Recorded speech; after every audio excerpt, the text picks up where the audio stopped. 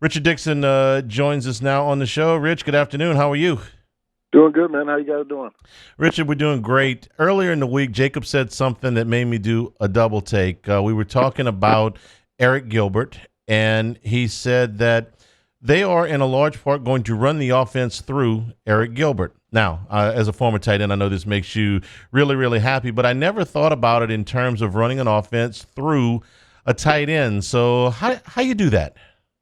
I think he's going to be a tight end on the depth chart. But if you listen to what Coach O says about him, he's split out wide. He's played X. He's played Z. He's played Y. I mean, he's really just an all-around receiver. But with his size and his skill set, you can put him in a tight end and then still have your other receivers out there.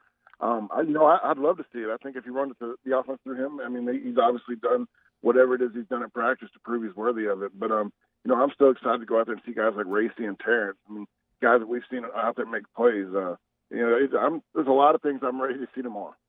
Obviously, Richard, though, Gilbert's not just going to be in the slot. Yeah, he's going to play a lot of receiver, but he's also going to be the number one tight end because when you look behind him, it's more, fullback, H-back type of guy. So he's going to be asked to be an inline blocker at some point because you're going to stay with the same scheme. Well, Thaddeus Moss actually did that way more than people give him credit for a year ago. So in those situations, how much do you think we can see Gilbert in kind of the nitty-gritty, right, in the trenches there, running some ISO blocks, running some different things? Or do you think they do bring maybe a Torrey Carter in to do that?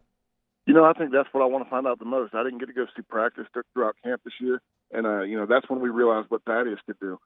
We've heard everything that Gilbert can do as far as receiving the ball. Everything that's been talked about has been receiving. I'd love to see him get out there and block somebody because he's got the size. He's a big-bodied guy, and it's really hard to do as a true freshman. When he's got all the tools, he's definitely going to be in there asked to do it. It's something he's got to see firsthand. Richard, when Myles Brennan goes under center tomorrow and probably won't be under center, he'll be behind center. Let me rephrase that. But when you get into the script, and tomorrow he's waited so long for this, it would seem to me that the thing to do would be to get him comfortable, to give him things that he's very comfortable with, that are easy to complete.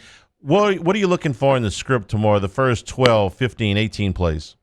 High percentage pass plays, guys that, the routes that he's most comfortable with. I heard the interview he did earlier in the week where he sat down, he's talked with Coach Ensminger and talked about what plays he likes, where he feels comfortable. And I think that they're going to, put those first 12, 15 plays in together, and he's going to get plays where he's, the most comfortable. And, man, everybody's got to be excited to see Myles Brennan get out there and take the helmet because he's a guy that, in this day and age, you don't have a guy wait this long to become a starter. And he's probably one of the players I'm most happy for, most excited to see on the field. That was really the theme of this week's hype video for LSU. When you get your opportunity, are you ready? You've got to go out there and you have to take it. Another guy that I'm looking forward to watching, and I've got to be my hand raised here, I wanted to know how I was going to transition, was Chris Curry. Chris Curry came to LSU, and he was running downhill, but as Haney and I have talked about, and you know this too, Richard, sometimes when you're that power back, and again, I'm raising my hand here, you run with your head down, your eyes are down because you've been so used to being more powerful. You've run everybody over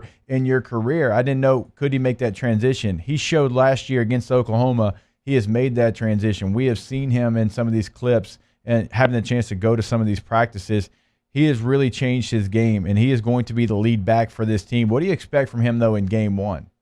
I think he's going to have a big night, man. I mean, we got to see him last year against Oklahoma, and he surprised everybody. He had a hell of a game. I think he's a guy that, earning the number 18, the coaches feel really good about, the staff feels good about him, and they like the way that he works. I think he's going to have a great game. He's going to come out day one, and, I think he's going to look like the lead back.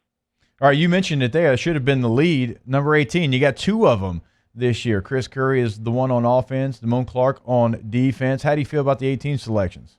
I think it's great, man, especially Chris Curry's story. Just another position where you don't see guys wait this long to get on the field. Most of these guys would have transferred, but he's done things to get on the field, be very good at what he does, earn that number 18. And Damone Clark, I don't know very well. Everything I've seen as far as film, he looks amazing. I can't wait to get out there and meet that guy. But if Jack Marucci and all those guys felt good about him wearing 18, I know he's a good dude. Richard, Jacobs talked about this. I want your thoughts because you were on that team as well. It opened the season with a Southeastern Conference opponent. It doesn't happen all that often, but it just ramps up the intensity a little bit. You played on that '07 team. So what's the difference in opening against an SEC opponent as opposed to if they would have opened the season against Texas San Antonio? It's hard to say. For me as a player, and Jake knows this about me, and I catch a lot of crap for it. I was just as nervous against Texas San Antonio as I'd be against Alabama. I always had that nervous feeling. It was a game to me that I didn't want to be embarrassed. I wanted to win. I had the same feeling no matter who we were playing. But, definitely when it's an SEC opponent, you're just ready to get the season going. And, there's no better way. But you talk about that game, all I remember is Craig Stubbs intercepting the ball 50 times. Hey, pretty sure they're going to have better quarterback play for Mississippi State this week than they had that week. I don't remember that poor fellow's name, but he thought his team was the team in purple and gold, not maroon that night. There's no question. I mean, that night, I think it was a little rainy. I was a little upset because I didn't catch a ball that night. But Selfish. The defense just freaking killed him. Yeah, you got to be. But, Craig stuff, if I remember anything from that game, it's Craig. All right, something else I want to ask you about. We had a listener ask us, how do you game plan for coordinators, for coaches that weren't at that school before? And we've been talking all week about Mike Leach and Arnett, the defense coordinator at Mississippi State. But good question. If you're Mississippi State trying to get ready for Bo Pelini, what tape are you watching? I said I think they're watching Youngstown State because of the way offenses have evolved since he was at Nebraska. Completely different now. Would you agree with that? Yeah, there's no question. You're going to watch what he did at Youngstown State, but, Bo's got a history of what he's done. I don't think, if you go back and watch film over the last 10 years, which these coaches do, they'll go watch film for 10 years, they'll pick out games. And a lot of these coaches, tend to stay the same things. They'll have little changes, but, their base defense is going to be similar. And so for Bo, we're definitely going to go back and look at Youngstown State because I think Bo's going to do what Bo does. The only thing that changes is the players.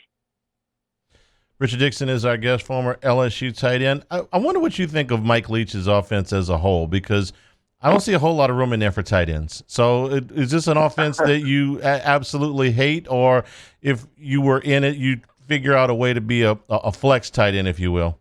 Well, let's be honest, I'd never be in it, but I like watching it from the outside in. It's a fun offense to watch. You go back and listen to shows that we've done over the last 3 or 4 years, we've always watched Mike Leach games. He's always been a fun guy to watch. He gives you great comments. He's a funny guy. But, yeah, it's an offense that's really, it's for your wide receivers and quarterbacks. That's about your biggest recruiting pitch. But you always it's a fun offense to watch. Question we've been asking Richard really all week is, what do you think LSU will do defensively? Because I've done so many shows, Haney's done shows, and that's the question, and people have their own thoughts. Mine is you play coverage, you become aggressive because your guys on the outside, your guys in the slot, by the way, are better than their receivers. You trust them in one-on-one coverage, and you go get after Mike Leach's offense. No question. I don't think you need to bring pressure early. Your strength of the defense is in the secondary. You let them go play man up and cover those guys one-on-one and get coverage sacks. I think that our defensive line is better than their offensive line. And if the DBs can cover for, 3, 4, 5 seconds, you can win with 4. So, Richard, what's your game day routine going to be altered tomorrow? Because I know that the Mississippi State game's a big game in your household, okay, given your family ties and everything. So how's it different? Oh, man, I'm going to be sitting at the house with a bunch of Mississippi State fans. I'm actually headed to Mississippi here in a few hours. Oh, why would you do that to yourself? Because it's, family. I get to see my nephew. Nephew, I haven't seen him. They're in from California. All right, they're in from San Diego. Okay. Yeah. So I'm going to be sitting there with my mom and dad. My dad is converted. Even though he played at Mississippi State, he's an LSU fan. My mom's going to be the one that's talking trash until it gets out of hand. How do you talk trash back to your mom? I mean, you just can't do that, if right? she doesn't root for the purple and gold, very easily.